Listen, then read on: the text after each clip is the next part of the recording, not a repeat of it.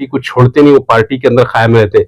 मैं तो अरफात साहब से और ये हमारे अब्दुल सत्तार साहब भी है, उनसे भी बोलता है कि ये पार्टियां छोड़ो, अगर थोड़े दिनों के बाद मरना सबको है और अल्लाह ताला के पास जवाब देना है। और मैदान हशर में जब अल्लाह के रसूल अगर अपना दामन पकड़ लेंगे जिस वक्त, उस वक्त क्या कर पाएंगे तुम।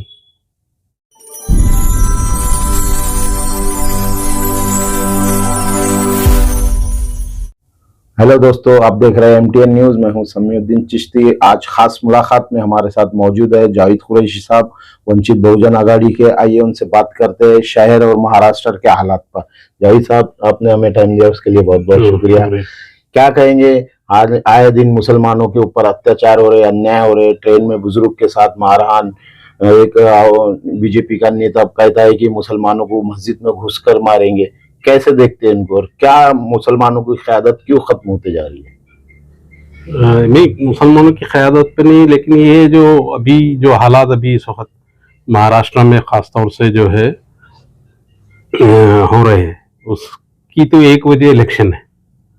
इलेक्शन में जो है फिरका परस्ती का माहौल बना के जो है वोट को पोलराइज करने का जो है तरीका है, वोट को बांटने का जो तरीका है, एक तो वो है। दूसरी, ये जितने लोग जो है इस किस्म की बातें करते हैं, ये तो आपकी जो है नामर्दानगी जो है नो खुद अपने आप से जाहिर कर रहे हैं। ऐसा मुंह से बोल देना और कुछ कर लेना बहुत अलग बात है।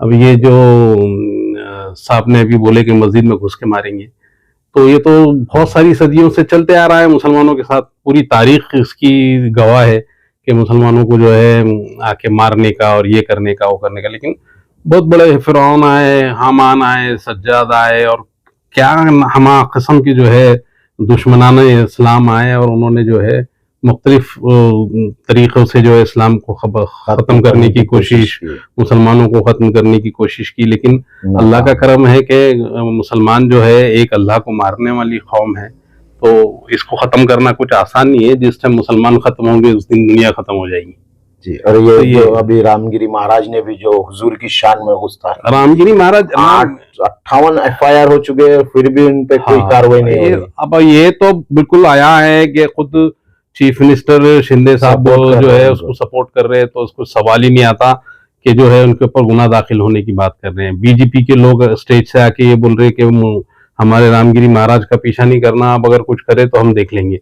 अरे भाई, देखने वाले तो बहुत मुसलमानों को एक जमाने से आए और गए मामला। ये ऐसे इल्लू पिल्लू क्या हमारा बिगाड़ेंगे और क्या होगा। हम अभी सब्र का दामन नहीं छोड़ रहे हैं। अल्लाह का करम है कि मुसलमान सब्र से काम ले रहे हैं, बड़ी इस्तकामत से काम ले रहे हैं। कब तक लेंगे मुसलमानों का सब्र का इम्तिहान? सब्र का इम्तिहान तो होगा। जिस दिन जो है पैमाना भर जाएगा, उस दिन जो है इंशाल्लाह फिर उनको बताएंगे भी कि हम क्या है और तुम क्या है।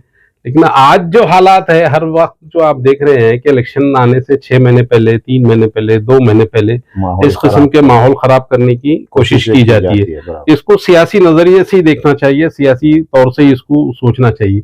इसमें अगर हम बहुत ज्यादा अपने तरफ से जो है कम्युनिटी को टारगेट किया जा रहा है, ऐसा नहीं एक ही कम्युनिटी को दूसरी कम्युनिटी को टारगेट करने की इनकी हिम्मत नहीं है। क्या सरदार जी को टारगेट करेंगे? क्या सरदार जी को टारगेट करने की बात बताओ। हम भी सब्र इस्तकामत में है, सब्र में है। सरदार जी को जरा करके बताओ, उनके कोई गुरु को कुछ बोल के बताओ, उनको बता देंगे उनको सरदार जी के उन्होंने क्या कर सकते।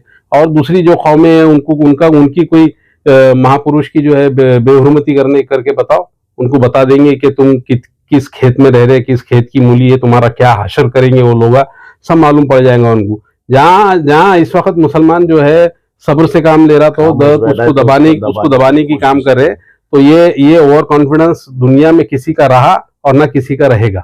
हाजी अरफात ने भी बहुत अच्छी बात की, उसको कैसा देखते हैं आप? नहीं, ये तो होना ही है। अगर हाजी अरफात साहब या बीजेपी में जो भी मुसलमान हैं, अगर ये लोग भी अगर अब नहीं बोलेंगे तो फिर कब बोलेंगे? अब नहीं बोलेंगे। अगर अल्लाह के रसूल की शान में गुस्ताखी हो रही और वो पार्टी के अंदर वो कायम रह रहे, मैं तो ये बोल रहा हूँ कि हाजी अरफात साहब वहां कायम क्यों रह रहे? वहां रह रहे कैसा? वो मुसलमान जो शिंदे और बीजेपी की पार्टी के अंदर अगर है, तो उन्होंने अपने ईमान का जायजा ले अच्छी तरीके से कि उनका ईमान किस दर्जे के अंदर है, क्या दर्जा है तुम्हारे ईमान का कि तुम्हारे नबी की शान में कोई गुस्ताखी कर देता है और तुम जो है वो पार्टी को छोड़ते नहीं, वो पार्टी के अंदर कायम रहते। मैं तो अरफात साहब से और ये हमारे अब्दुल सत्तार साहब भी है, उनसे भी बोलता है कि ये पार्टियां छोड़ो, अगर थोड़े दिनों के बाद मरना सबको है, और अल्लाह ताला के पास जवाब देना है। और मैदान हशर में जब अल्लाह के रसूल अगर अपना दामन पकड़ लेंगे जिस वक्त, उस वक्त क्या कर पाएंगे तुम? आज ये ऐशो इशरत की जिंदगी और ये सत्ता की मस्ती अगर तुमको दिख रही है तो अल्लाह मियां ने दिया है, तुम्हारा चांस दिया है, सुधर जाओ। और नबी करीम सल्लल्लाहु अलैहि वसल्लम की शान में गुस्ताखी करने के बाद भी अगर तुम वहां डटे रहे, वहां कायम रहे, तो आने वाला वक्त तुम्हारा ऐसा जकड़ेगा कि फिर आप संभल नहीं पाएंगे। जी, इसी तरह अपने शहर की बात करते हुए इम्तियाज जलील साहब भी यहाँ बहुत जोश और खरोश के साथ प्रेस लेकर कहे कि हम 5 दिन का अल्टीमेटम देते हैं सरकार को, वरना पूरे महाराष्ट्र में आंदोलन करें। अच्छा है, आंदोलन होना भी चाहिए, वो किसी भी तरीके से हो, कोई भी जमात हो, कोई भी तंजीम हो, कोई भी जो है मौलाना हो, सभी को उन्होंने आह्वान किया है कि ये एमआईएम बोलकर नहीं, मुसलमान बोलकर हमारे साथ आए। हाँ, वो तो खैर सियासी बात है, एमआईएम बोल के नहीं, तो क्रेडिट तो पूरा एमआईएम को जाएगा वो तो बोले। लेकिन जो भी है एहतजाज होना चाहिए, एहतजाज कोई भी करो, एहतजाज होना चाहिए। निवेदन दे के फोटो खिंचाते हैं कि हद तक ही रह गए, फोटो खींचने तो वही जो बुनियादी काम है ना, वो बुनियादी काम के ऊपर आना चाहिए। खाली जो है फोटो सेशन नहीं होना चाहिए। अभी आजकल माहौल बन गया है सोशल मीडिया के जरिए जो है कि कुछ भी हुआ तो एक फोटो सेशन हो जाए तो काफी हो जाए। तो फोटो सेशन हो गया तो फोटो सेशन से कुछ हासिल नहीं होगा। लेकिन ये रामगिरी जैसे महाराज जो है आज से नहीं, एक जमाने से आ रहे हैं, अल्लाह के रसूल की शान में गुस्ताखी करते हैं। और इन्हें किस तरह से लगाम लगाना चाहिए? मुसलमानों ने क्या ठोस कदम उठाना चाहिए इसके लिए? मुसलमानों ने सियासत में तब्दीली लाना चाहिए। किस तरह की? देखो, अभी सियासत में तब्दीली लाके सेंट्रल की हुकूमत को मुसलमानों ने बैसाखी के ऊपर लाके रख दी है। तो सियासी तब्दीली बहुत जरूरी है, और सियासी तब्दीली के लिए सियासी सोच बहुत जरूरी है, और सियासी सोच के लिए सियासी हिकमत अमली, सियासत को सियासी हिकमत अमली करना बहुत जरूरी है। और जहां हम सियासी हिकमत अमली करने में कामयाब हो जाएंगे तो हम समझते हैं कि सारे लोग हमारे इर्द गिर्द घूमेंगे। मैं बार बार एक बात कहता था, पहले से कहता हूं कि महाराष्ट्र के अंदर दलित मुसलमान एक बड़ी ताकत है। ये 2 कौमें एक जगह आ गई तो हम सियासी तब्दीली के ला सकते, और महाराष्ट्र की सियासत को ये 2 कौमों के इर्द गिर्द घूमना पड़ेगा।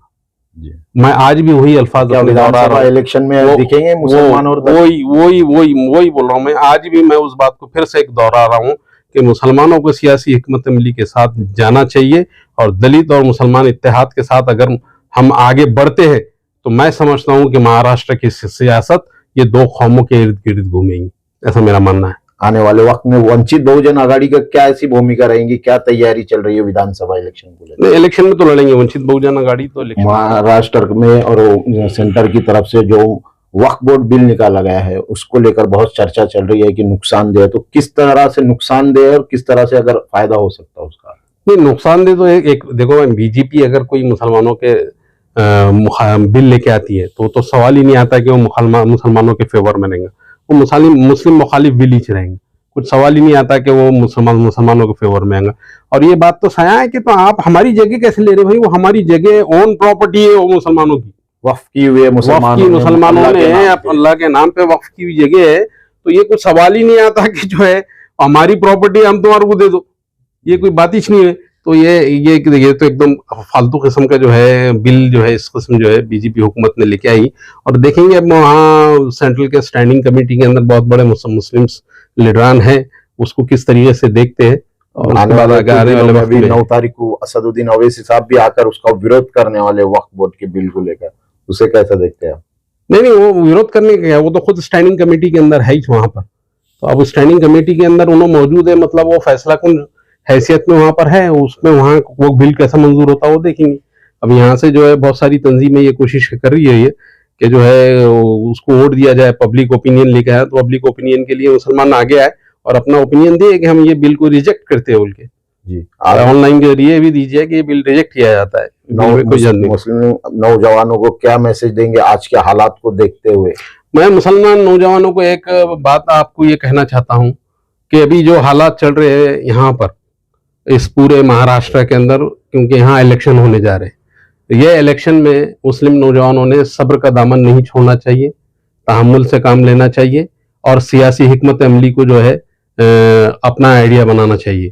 तो आने वाले वक्त में इंशाल्लाह हम जो है कुछ अच्छा कर पाएंगे। मुस्लिम नौजवानों के हाथ में बहुत दारोमदार है कि इस वक्त हमको जो है उकसाने की कोशिश की जाएंगी, बीजेपी, शिवसेना और दूसरी पार्टियों की तरफ से हमको उकसाने की कोशिश जाएंगी, और कुछ हमारे लोग हमको भटकाने की कोशिश करेंगे। तो ये बात को सामने रखते हुए इस नतीजे पे पहुंचना चाहिए कि हमारा सब्र का दामन ना छूटे। सब्र और इस्तकामत अगर हम रखेंगे तो आने वाले वक्तों के अंदर इंशाल्लाह कामयाबी हमारे पास होंगी। और सियासी हिकमत अमली के साथ है ये सारे मामलात, वक्फ का मामला हो, 3 तलाक का मामला हो, हिजाब का मामला हो, इस वक्त जिस तरीके से मुसलमानों पर जुल्म सितम के पहाड़ टूटे जा रहे हैं, ये मामलात हो, ये सारा मामला कोई जो है मजहबी नहीं है, ये पूरा सियासी मामला है। ये पूरा सियासी मामला है और ये पूरे सियासी मामले को सियासी हिकमत अमली से ही इसको खत्म करना चाहिए। और सियासी हिकमत अमली इस वक्त नौजवानों को बनाना चाहिए। तो सियासी हिकमत अमली बनेंगी इंशाअल्लाह, तो आने वाले वक्तों में हमारी राह अच्छी तरीके से हमवार होंगी। इंडिया अलायंस को भी मुसलमानों ने बहुत सारे वोट दिए, पर वो भी इस बार कुछ आगे आकर के ऐसे उनके लीडरान बोल रहे नहीं, जैसे बीजेपी के, ये राष्ट्रवादी के, कांग्रेस के, उनको कैसा देखते हैं आप? क्या उन्होंने आना नहीं चाहिए जब वोट लिए मुसलमानों के? तो उन्होंने ही सबसे पहले आगे आने चाहिए, और अगर वो नहीं आगे आ रहे तो बड़े एहसान फरामोश लोग हो जो मुसलमानों के वोट तो ले रहे, जब मुसलमानों के मसाइल के ऊपर बात करने की आ रही है तो जब अपने घरों के अंदर बैठ जा रहे, तो ये लोग तो सबसे ज्यादा नुकसानदेह लोग हैं फिर अपने लिए। तो आने वाला वक्त कांग्रेस एनसीपी को भी बताना पड़ेगा कि अगर हम तुम्हारा सत्ता की अगयारों में भेज सकते हैं, सत्ता की ऊंचाइयों तक लेके जा सकते हैं, तो आपको जमीन भी चटा सकते हैं। ये बात भी सामने रखना चाहिए। और जमीन जब ही चटाई जा सकती जब हमारे पास सियासी हिकमत अमली हो। जी, तो ये थे हमारे साथ जावेद साहब, वंचित बहुजन आघाड़ी के, जिनसे हमने खास मुलाकात में बात की है। आने वाले वक्त में और हम आपको अपडेट देते रहेंगे। आप देखते रहिए MTN न्यूज।